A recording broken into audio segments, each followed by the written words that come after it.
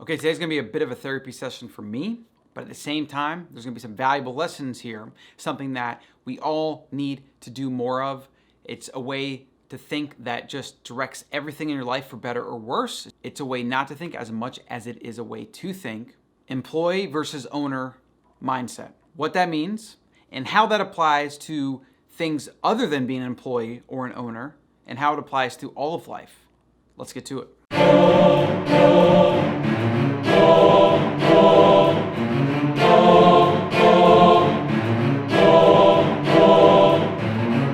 Okay, so what do I mean by employee versus owner mindset? Owners think like, I gotta do whatever I can to make this happen, right? I'm an owner. It's my responsibility. It comes first. I'll build my life around it.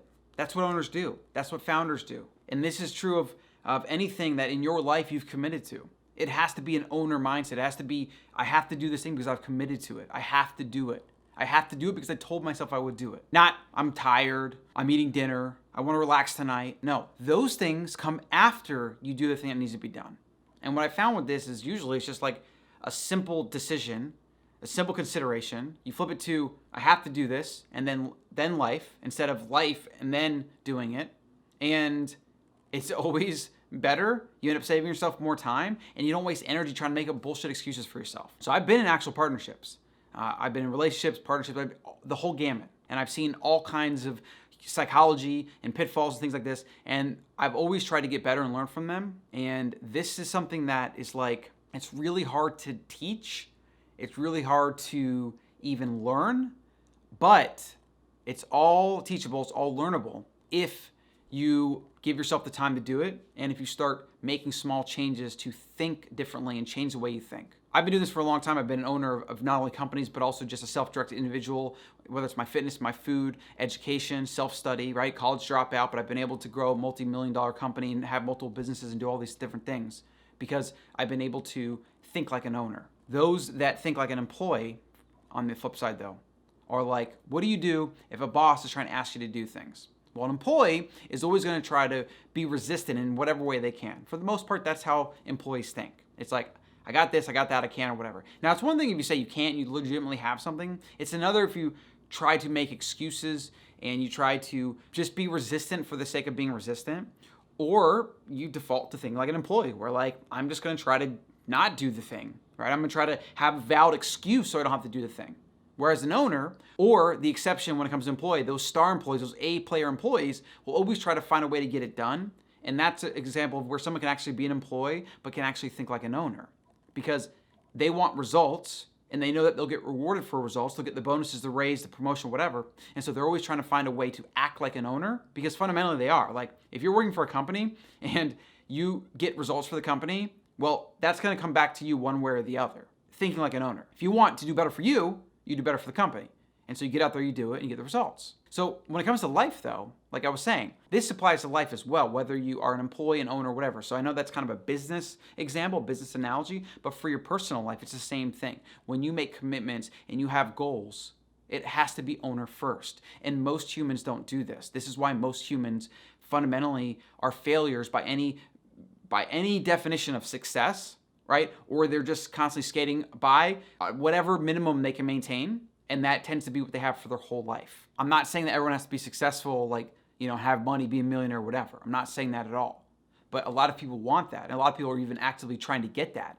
A lot of people want better health. They want six-pack abs. They want a girlfriend, a boyfriend, a husband, a wife, whatever. But they aren't committed to it and thinking of it like an owner. And sometimes it's not just desire. Like, you can really, really want things. It's hard to quantify this until you want it enough that you feel guilty every day of your life that you're not doing what needs to be done. Until you move from employee thinking to owner thinking, you're going to settle, right? Because your options are going to be limited. You're never going to reach your true potential. And that's really the thought for today. A lot of this is very similar to scarcity versus abundance mindset. It's a little bit different, but it's very similar and has a lot of similarities and a lot of crossover. When you think abundantly, you believe that there's room for opportunity for everyone. You believe that there's always enough time in the day. You believe that if you take action and you stay consistent, that good things will come to you. You don't think competitively.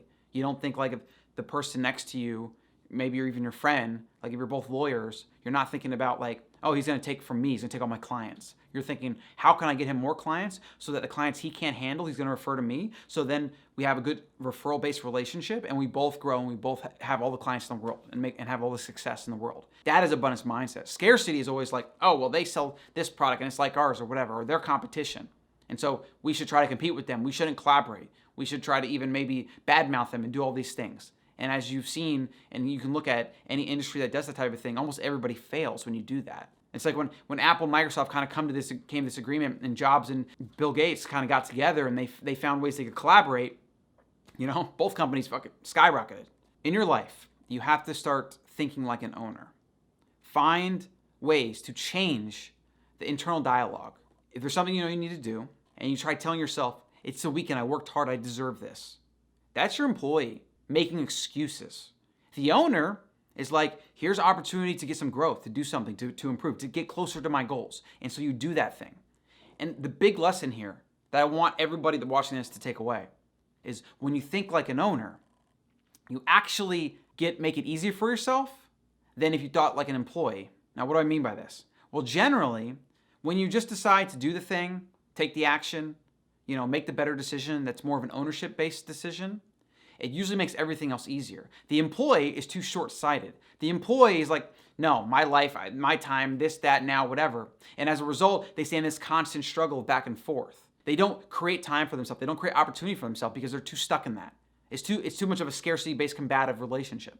Whereas the owner, that with an abundant mindset, goes and is like, yeah, sure, let's do it, get it done. Because they understand that the more they level up, the more they actually take back their time. They have more control of it. Because no matter what it is, if you're an employee or an owner, when you make things better and you have the power that comes from you being the person that made it better, you get actual power, you get flexibility, you get time. It's amazing what it is. You get preference, you get more time off. Like if you're an employee in a corporation and you produce, and let's say your corporation is thinking about doing your company, corporation sounds weird.